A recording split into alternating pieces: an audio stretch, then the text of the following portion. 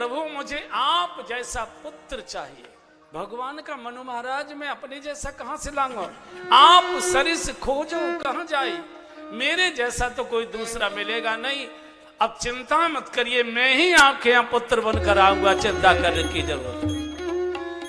बोले सच कह रहे? बोले हाँ। पूर्व में अभिलाष तुम्हारा, सत्य सत्य पर सत्य हमारे जी। पूर्व में अभिलाष तुम्हारा, सत्य सत्य पर सत्य हमारा, सत्य सत्य पर सत्य हमारा। हाँ जी सत्य सत्य पर सत्य हो, सत्य हो, सत्य हो। देवी आप कुछ मांगिए।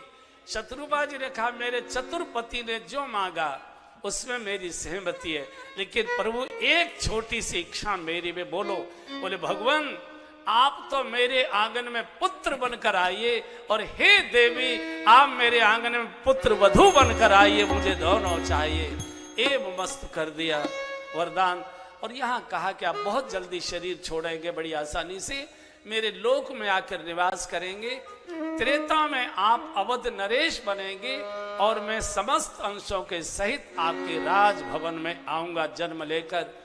ये पूरा हुआ। इधर रावण का जन्म हो चुका है, और रावण के अत्याचार से गाय ब्राह्मण साधु श्रेष्ठ सब त्राहि त्राहि करने लगे। सब देवताओं में भगदड़ मच गई जब ललकारता है मेघनाथ। एक दिन ब्रह्मा जी ने कहा कि सब देवताओं की बैठक करो।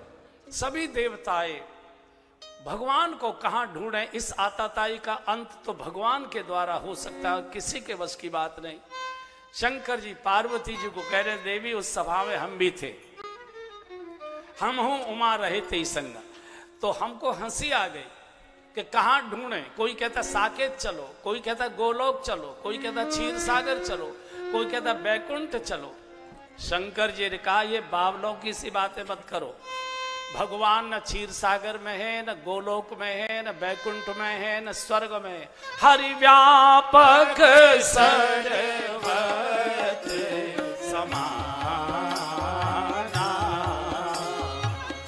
हरि व्यापक सर्वत्र समाना। प्रेम के प्रकट होहि में जाना, प्रेम के प्रकट होहि में जाना। अग जगमय सब रहित विरागी, अग जगमय सब रहित विरागी। हाँ प्रेम के प्रभु प्रकट ही जीव आगी, प्रेम के प्रभु प्रकट ही जीव आगी। शंभु वचन सबके मन माना, शंभु वचन सबके मन माना। साधु साधु के ब्रह्म बखाना, साधु साधु के ब्रह्म बखाना।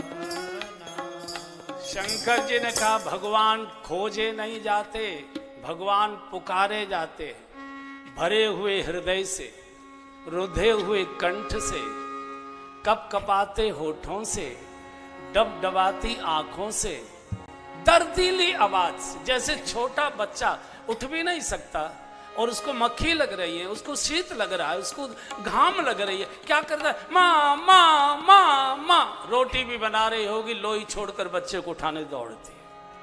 भगवान खोजे नहीं जाते, भगवान पुकारे जाते हैं। जिसने भी पुकार, गजने पुकारो मैंने करुण विसारो और ग्राहक को बचारो, सुने प्रेम की पुकार। गजने पुकारो मैंने करुण विसारो और ग्राहक को बचारो, सुने प्रेम की पुकार। द्रौपदी पुकारी सुधी लीजे बनवारी मोही। द्रौपदी पुकारी सुधी लीजे बनवारी, मोही आस है तिहारी कहो जाऊं कागे द्वार। मोही आस है तिहारी कहो जाऊं काके द्वार। सुनी देर नहीं करी देर मैंने, सुनी देर नहीं करे देर, मैंने तुरंत ही चीर बढ़ायो बढ़ायो। नाना तीन जायो भक्तन ने मोहे नाना। सारी लोक लाज तजी नहीं काज मैंने, लोक लाज तजी नहीं कार, मैंने बैकुंठ बिसरायो रायो। नाना तीन जायो भक्तन ने मोहे। नाना। अरे नरसी भगत हित सांवरिया से भन, नरसी भगत हित सांवरिया से मैंने भात पहरायो लाज राखी जग की। मैंने भात पहरायो लाज राखी जग की। प्रहलाद ने पुकारो नरसिंह रूप धारो। प्रहलाद ने पुकारो नरसिंह रूप धारो, हिरणाकस मारो सुधि भूली धन की। हिरणाकस मारो सुधि भूली दधी की। दुर्योधन की मेवा त्यागी, दुर्योधन की मेवा क्या, मैंने साध विधुर धन खायो खायो। नाना दीन जायो भक्तन ने मोहे नाना। आने लोक लाज तजी नहीं काज मैंने, लोक लाज तजी नहीं काज मैंने। बैकुंठ बिसरायो रायो। नाना दीन जायो भक्तन ने मोहे नाना। जैसे बालक माँ को पुकारता है, 100 काम छोड़कर दौड़ती है। भगवान को भक्त जब पुकारता है, नंगे पैर दौड़ते। गजने पुकारो मैंने गरुड़ बिसारो। नरसी पुकारता है, जय राधा माधव जय कुंज बिहारी। रामा की ससुराल में हाथ भरने का समय हो गया, कोई व्यवस्था नहीं। नरसी पुकारते बिहारी जय राधा माधव जय कुंज बिहारी। यहाँ तो पुकार ले हो। जय राधा माधव जय कुंज बिहारी जय गोपी जन वल्लभ, जय गोपी जन वल्लभ।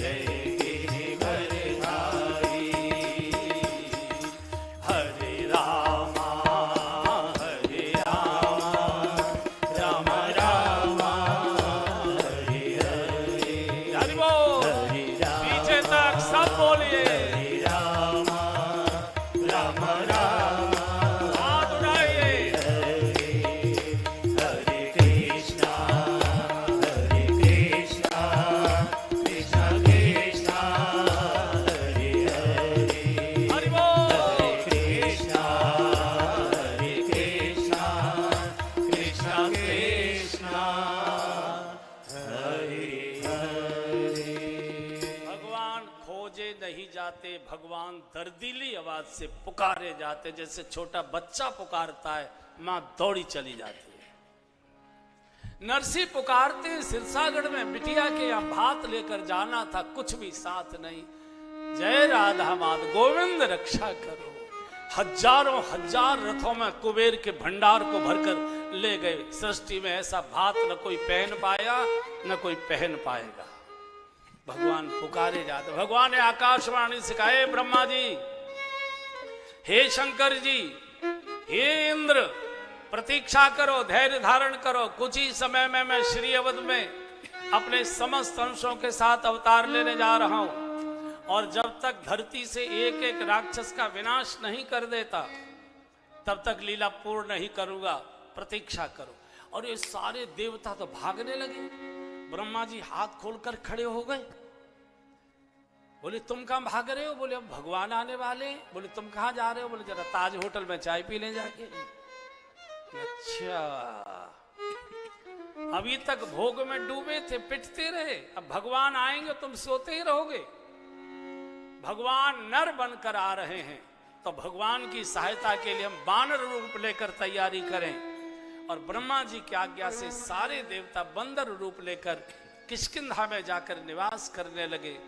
और इधर गोस्वामी जब हम सबको मानसिक रूप से आगरा के इस मंदिर से अब हमको श्री अवध में आमंत्रण दे रहे हैं, थोड़ी देर में, जहां अनंत कोट ब्रह्मांड के नायक अपने समस्त अंशों के साथ अवतार लेने वाले हैं। आइए अवध का एक बार दर्शन करें। क्या सुंदर चौपाई गोस्वामी जी ने लिखी है। अवधपुरी रघुकुल मनीरा। गाइए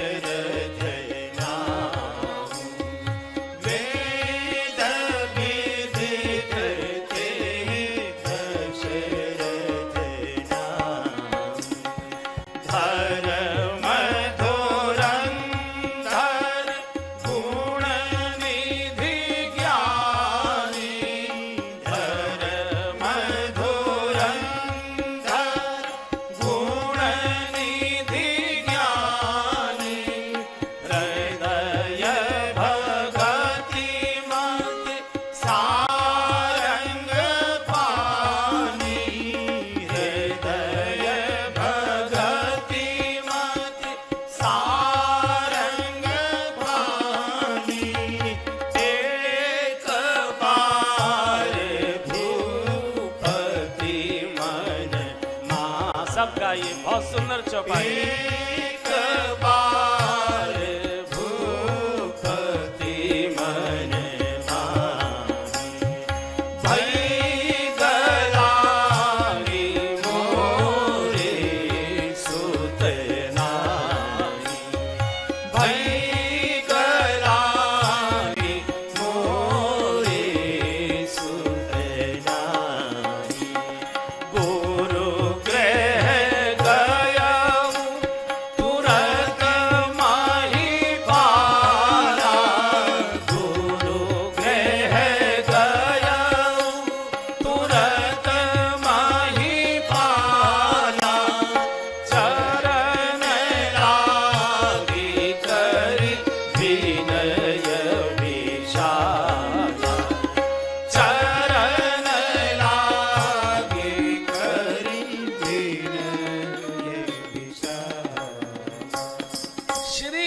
कल कल छल छल बहती सरयू की पावन धारा के किनारे धर्म की राजधानी श्री अवध, जहां कभी किसी का वध नहीं हुआ उसको अवध कहते। अयोध्या, जहां कभी युद्ध ही नहीं होता, प्रेम ही प्रेम प्रकट होता है। यहाँ के राजा महाराज दशरथ 3 महारानियों के साथ बहुत आनंद का जीवन जी रहे, लेकिन एक अभाव महाराज को रुलाता है। भाई गलान मोरे सुत नाई, मेरे कोई पुत्र नहीं, मेरा कोई उत्तराधिकारी प्रकट नहीं होगा। क्या मेरी रानियों की गोद सूली की सूली रह जाएगी? एक रात इतना रोए, इतना। और देखो, जब जीव भगवान के लिए रोता है तो भगवान स्वप्न में बोल देता है। भगवान सब कुछ सहन कर लेता है, भक्त के आंसू नहीं सहन कर पाता। हम दुनिया के लिए दिन रात रोते, भगवान के लिए कभी हमारे आंसू नहीं निकलते। रोते रोते सो गए। रात्रि को स्वप्न में कहा, राजन धैर्य धारण करो, यहां रोने से काम नहीं चलेगा, गुरुदेव के चरणों में जाओ। मैं बिना गुरु आशीर्वाद के, बिना गुरु कृपा के मेरी प्राप्ति नहीं होती। आंख खुल गई, उसी समय स्नान किया और सीधे गुरु ग्रह गया तुरंत मही पाला, गुरु ग्रह गया तुरंत मही पाला, चरण लागी कर विनय विशाला, चरण लागी कर विनय विशाला, निज दुख सुख सब गुरु ही सुनायऊ, निज दुख सुख सब गुरु ही सुनायऊ, कही वशिष्ठ बहु विधि समुझायऊ, कही वशिष्ठ बहु विधि समुझायऊ, धरहु धीर होई यही सुत चारी, धरहु धीर होई यही सुत चारी, त्रिभुवन विदित भगत भयहारी,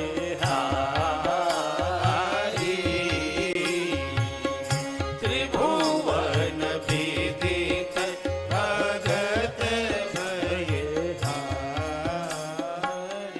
भगवान ने कह दिया, राजन भले ही चक्रवर्ती नरेश हो तुम, लेकिन जब तक तुम गुरु द्वारे नहीं जाओगे तब तक मैं तुम्हारे राज द्वारे नहीं आऊंगा।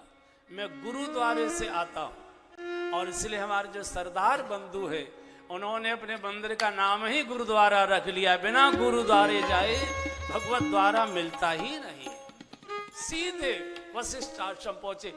पूजा संध्या के आसन से वशिष्ठ जी खड़े ही हो रहे थे, इतने में तो जाकर चरण पकड़ लिए।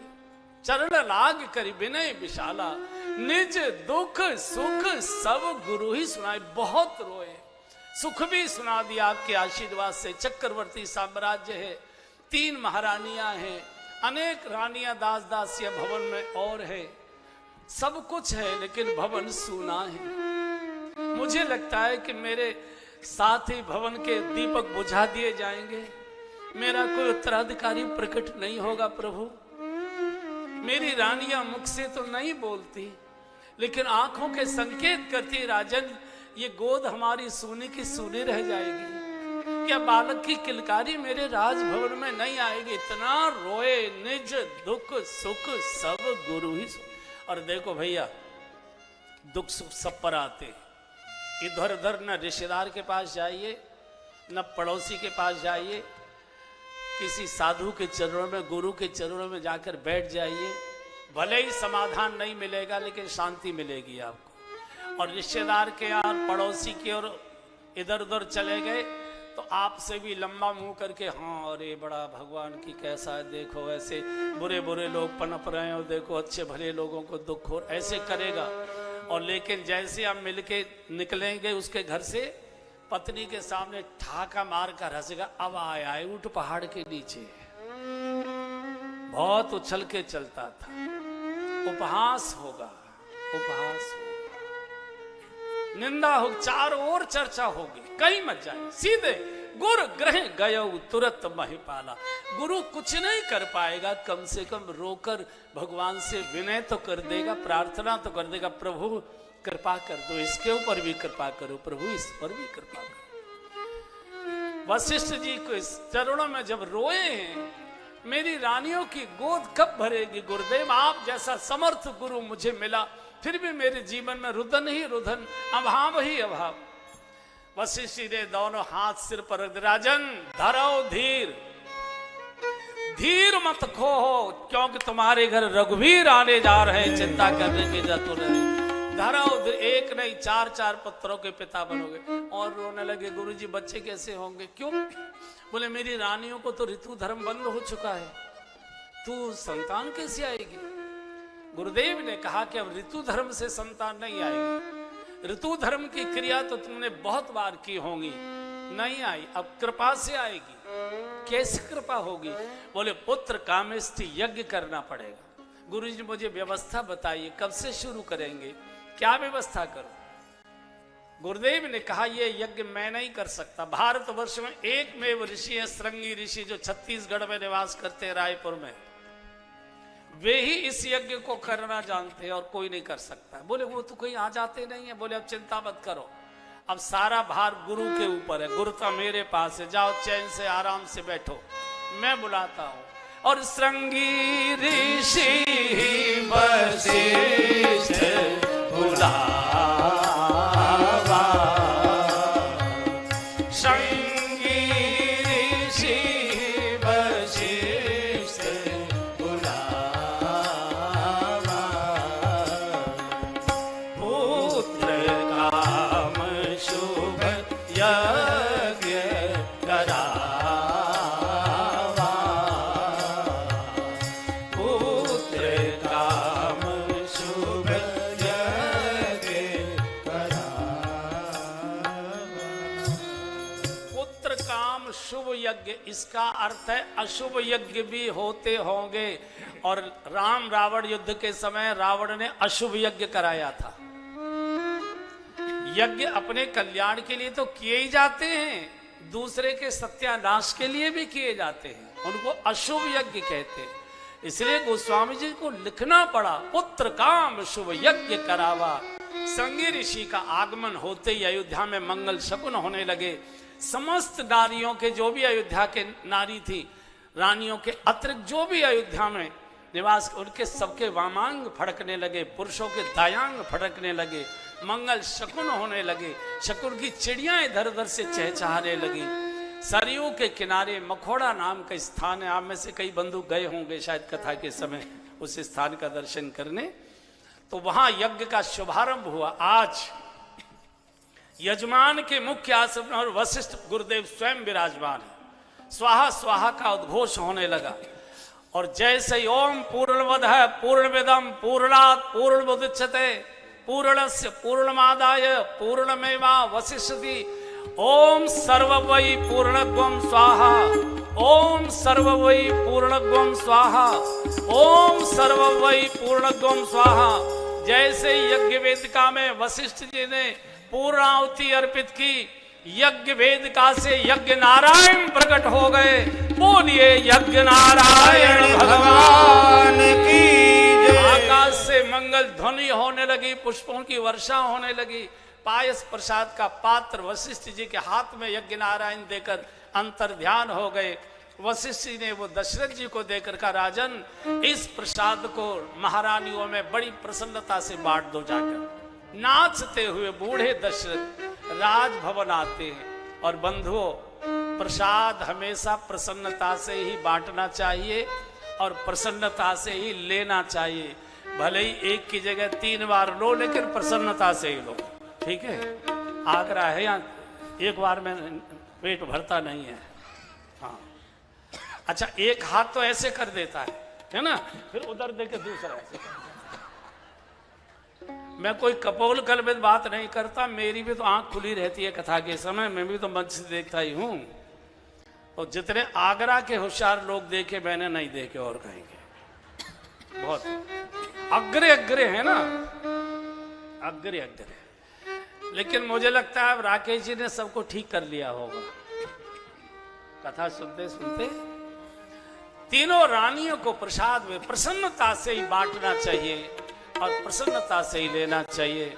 जो प्रसन्नता प्रदान करे उसी को प्रसाद कहते। प्रसीदतु इति प्रसन्नता, जो प्रसन्नता दे उसी को प्रसाद कहते हैं। तीनों रानियां स्नान किए, निर्जला व्रत रखे हुए थी। आधा हिस्सा कौशल्या जी को दिया प्रसाद का, आधे का आधा कैकेयी जी के हाथ में दिया। शेष बचा भाग उसके 2 भाग किए। एक भाग को फिर कौशल्या जी के हाथ में रखा, दूसरे भाग को फिर सुमित्रा कैकेयी जी के हाथ पर रखा और कहा कौशल्या जी, कैकेयी जी, आप दोनों मिलकर सुमित्रा जी को ये प्रसाद दीजिए। जब दोनों रानियों ने सुमित्रा जी को प्रसाद दिया, भाव के मधुर आंसू छलक गए सुमित्रा जी के और कहा, माँ, इस प्रसाद के प्रभाव से, देवताओं के आशीर्वाद से और आपकी शुभकामनाओं से अगर मुझे 2 पुत्र जन्म देने का सौभाग्य मिलता है तो हे कौशल्या माँ, एक पुत्र को मैं तेरे पुत्र की सेवा में लगा दूंगी और हे कैकेयी माँ, दूसरे पुत्र को तेरे पुत्र की सेवा में रख दूंगी। मैं स्वयं तुम दोनों की सेवा में जीवन लगा दूंगी, मुझे कुछ नहीं चाहिए।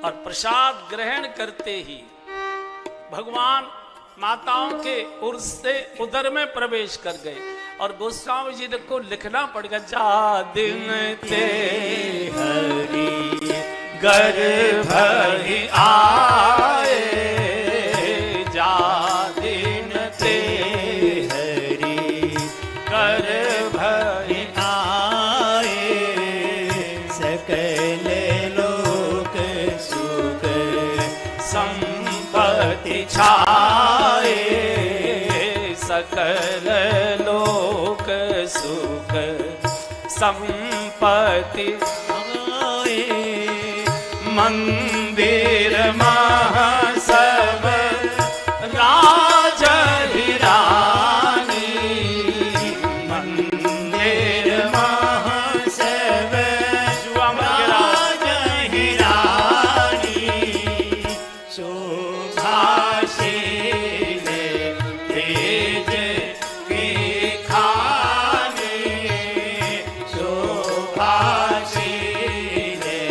तेज की खानी, जा दिन ते हरि गर्भ ही आए, जा दिन ते हरि। जिस दिन से भगवान अपने समस्त अंशों के सहित माताओं के गर्भ में आए हैं, जा दिन ते हरि गर्भ में आए, सकल लोक सुख संपत्ति अयोध्या में आकर निवास करने लगे, छा गए। ऋतु और कुरुतु काल गत त्यागी, सब तरफ फरे राम हित लागी। कुरुति के वृक्ष फल आने लगे, सरयू माँ का जल स्तर बढ़ गया, निर्मल नीर हो गया। भारतवर्ष के साधु संत ऋषि मुनि ध्यान धारणा समाधि छोड़कर मंत्र शक्ति से गति कर अयोध्या के राजमार्गों पर कीर्तन करने लगे, परिक्रमा करने लगे। सरयू के किनारे सब अपने अपने आसन जमाकर भजन पाठ में डूब चुके हैं।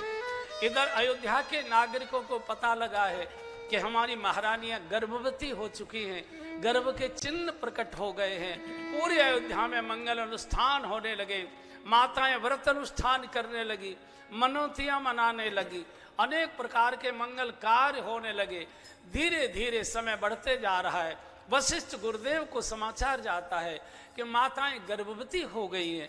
वशिष्ठ महाराज राजभवन आते हैं, महारानियों को सुंदर सुंदर पुराणों की कथाएं सुनाते हैं।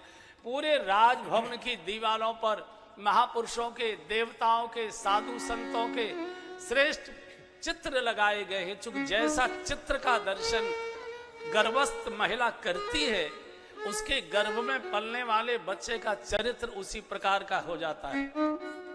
आज हमारे घरों की दीवारों के चित्र बदल गए, बच्चों का चरित्र भी बदला हुआ दिखाई दे रहा है।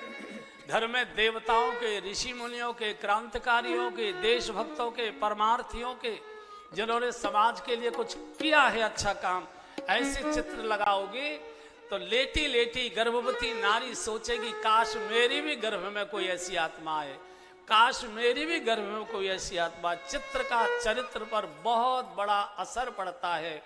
आज हमारे घरों के चित्र विकृत हो गए, बच्चों के चरित्र भी स्खलित होते जा रहे।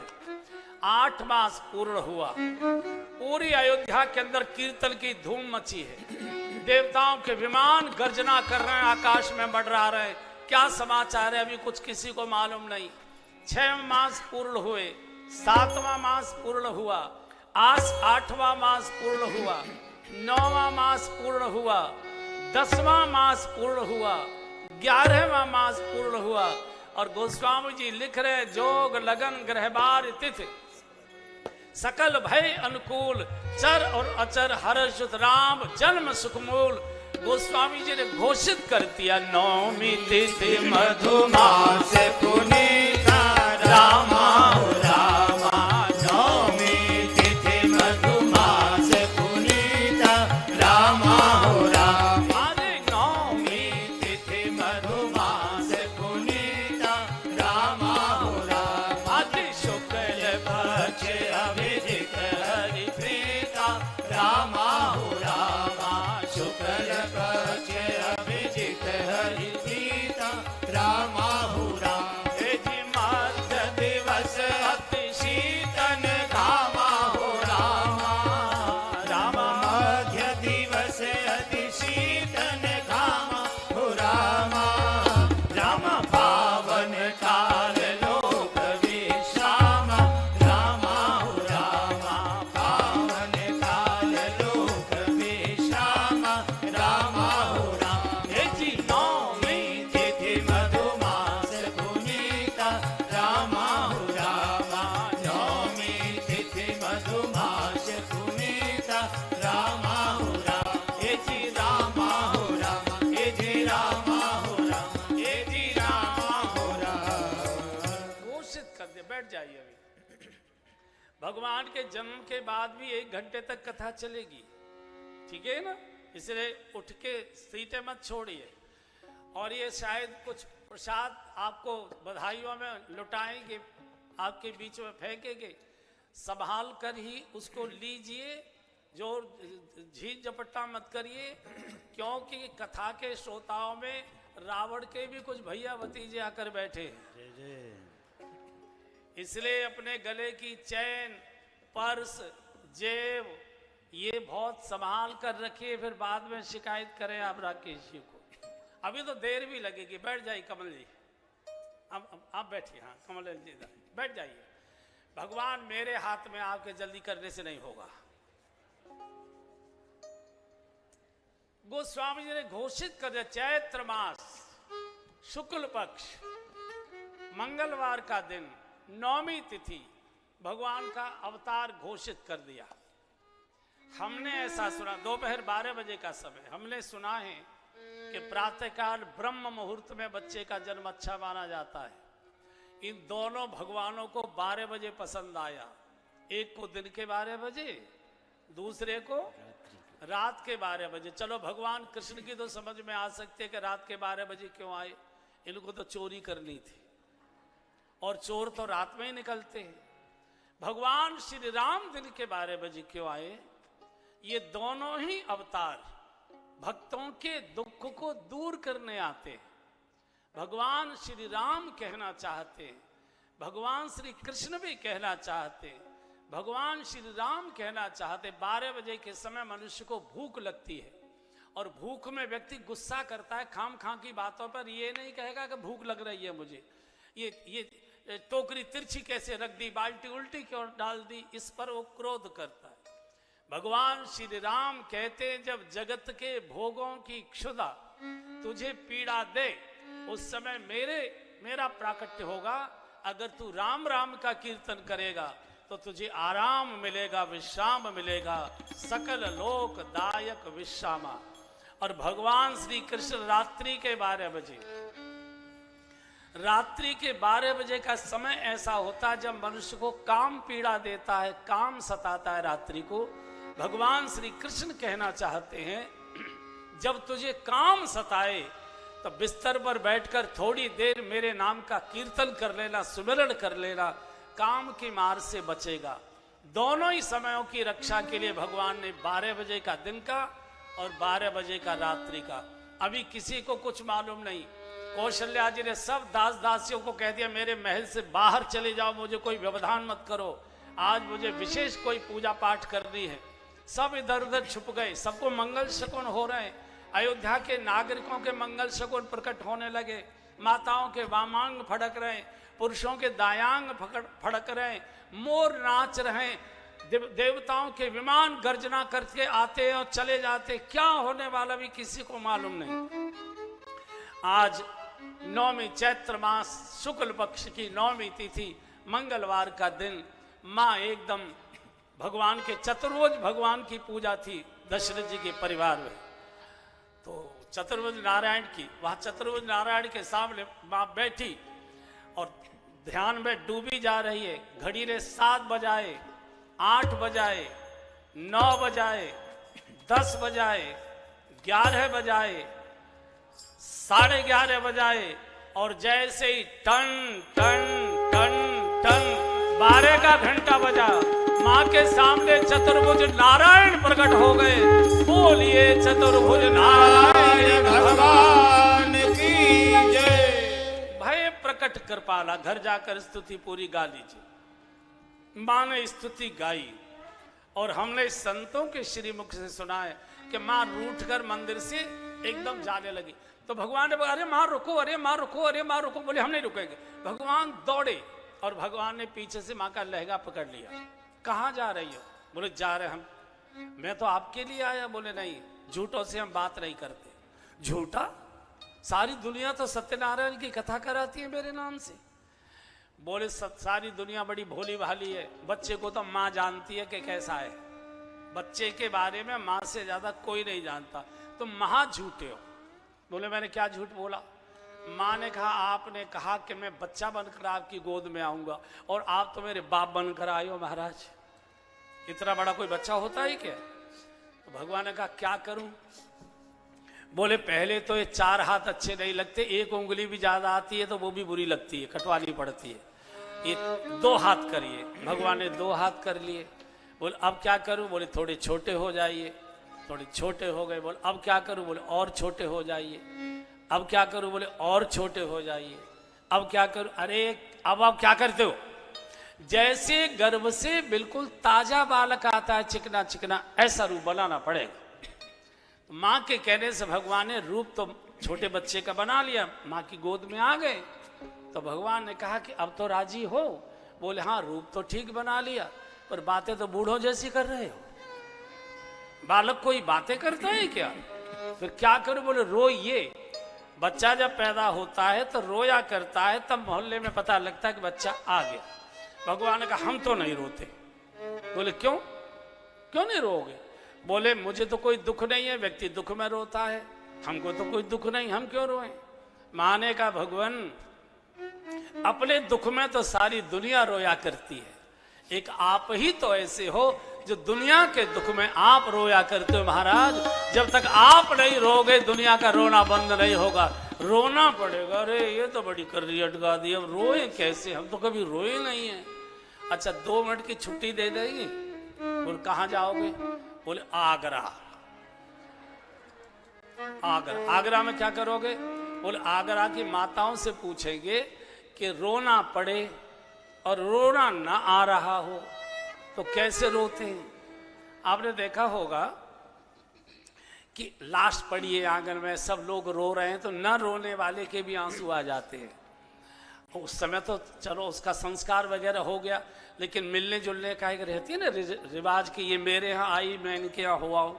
तो 3-4 दिन के बाद जब माताएं मिलने जाती हैं तो अकेली नहीं जाती, 3-4-5-6 का गुट जाता है साथ में, अकेली कभी नहीं जाएंगी। 5-6 मोहल्ले की इकट्ठी और पूरी हंसी करती जाएंगी रास्ते में। और जैसे ही मौत वाले का घर आएगा देहली से पहले लम्बा घूंघट काढ़ेंगी और ऐसा तूफान बजे एक के भी आंसू नहीं आते, एक के भी, वो घूंघट रहता है ना कुछ पता। तो जैसे ही कहा कि रोइए और भगवान ने जैसे आ करना शुरू किया तो सोन से सुरुदन परम प्रिय भाई संभ्रम चले आए।